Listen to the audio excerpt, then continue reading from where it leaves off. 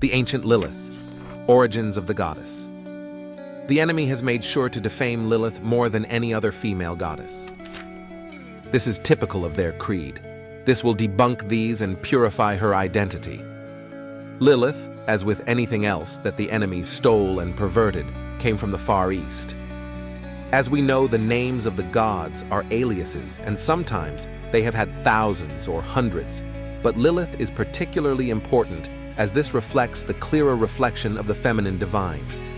Lilith comes from the Eastern Lalita, frequently also pronounced literally as Lalitha.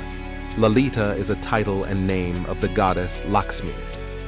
Lalita means playful one, and this is a divine term of the Shakti energy which she literally represents, such as Loki was actually Laki, and is the modern English word for lake.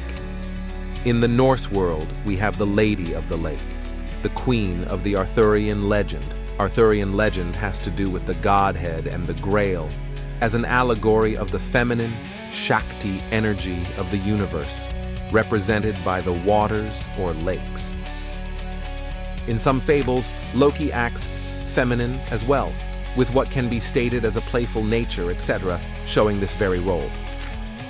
Lalita means the playful one, simply because the feminine energy is vibrant, alive, and playful. Lalita is associated with the crown chakra, the thousand-petal lotus, and the blessings that come from opening such chakra. Lilith rules the crown, and Satan rules the base. Lalita is the personification of Shakti in her own form and nothing else, the face of the feminine divine. The other name of the goddess Lalita is the name Kamala, an epithet meaning wisdom for goddess Lakshmi, which is another name for Lakshmi, the Hindu goddess of spiritual and material prosperity. But Lalita is at the same time the representation of the trine power, trinity force, and therefore she's higher than any particular goddess. Lalita Tripura Sundari is her name when she represents the Trini force. Kamala, as it has been stated before, has been perverted to Amalek or Amalek from the enemy, which is how they call the white race, the children of Amalek. In ancient Greek, aletheia means truth, non-forgetfulness, remembering the truth. In the literal sense, this means the reality of the existence and the existence of reality. This is backhandedly admitting the linking with the Satya, which is truth and reality, and it just happens by some other huge coincidence to link Satan with Lilith together again. This is a feminine word in nature. Remember, in the Kabbalah, the soul of the Goyim or the Gentile has Lilith as their mother and Satan as the father, forming the union and constituting the Goyim soul. This is also known as the clipotic tree, which the monotheists are sworn enemy of. This is what the Messianic Chabad rabbi has admitted, that the Gentiles are the seed of the Amalek, Satan and Lilith. Lalita and Amalek are both related to wealth, spiritual and material prosperity, and the riches bestowed on the spiritually wise. Amalek are known as the wealthy nations in Christian culture. The enemy curses that and preaches impoverishment as a virtue, while they hoard all the wealth in the world possible. They hate this because wealth is a literal manifestation of the divine, same as is love and many other blessings. Lalita also rules love, materialized wealth, and all the pleasures of life, also sexual union, which falls under the domain of the divine and giving mother, Shakti, which she represents in goddess form. Sri Lalita is also the creator of mankind, which the enemy also admits when it comes to the Gentiles, and is part of the most ancient Vedic culture, representing the primordial goddess in a pure form. She is queen of the whole universe, sustainer and creator.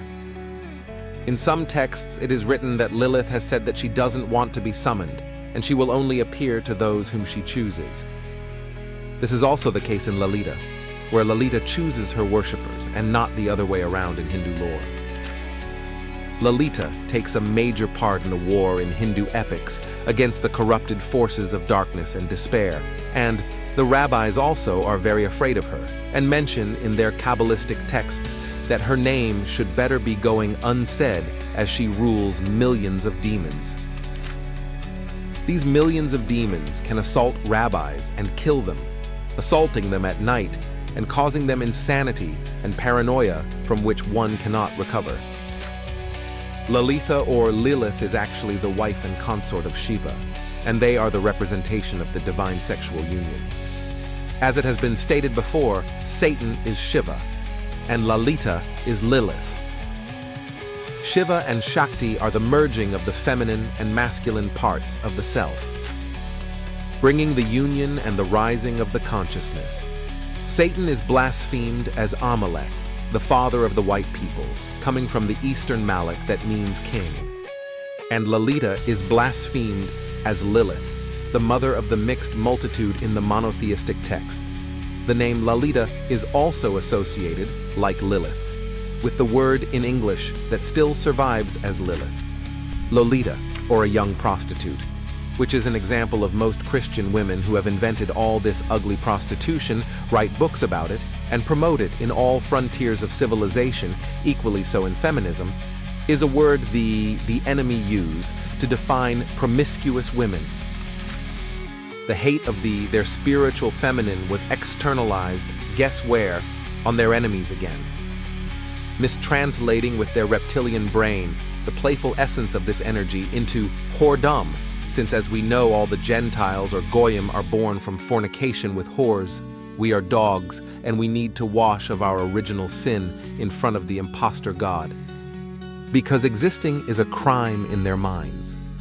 Additionally, the river of life, which is the adobe of the energy of Laki, Lalita, divine Shakti, representing the Gentile generative power, abundance, and wealth, like the river Nile did, which is cursed in the Bible, is smitten. So they say that this was some sort of demon that tried to steal their seed or something, as the water represents also this energy.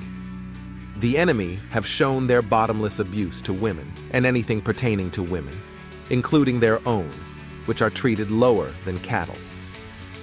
For this reason, they do not get anywhere spiritually and are ugly creatures. Those who replicate such myths are for a spiritual beheading and incessant cursing now and for all time.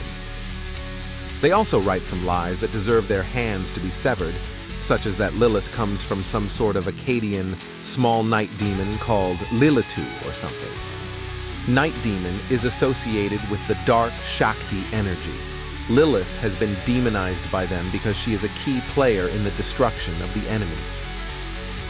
Lilith works and has been working for so long with Hell's army and is one of the key goddesses who work for the eradication of the monotheist influences from the world. She is the real queen of heaven in all her glory, power, and wisdom. Hail Lilith!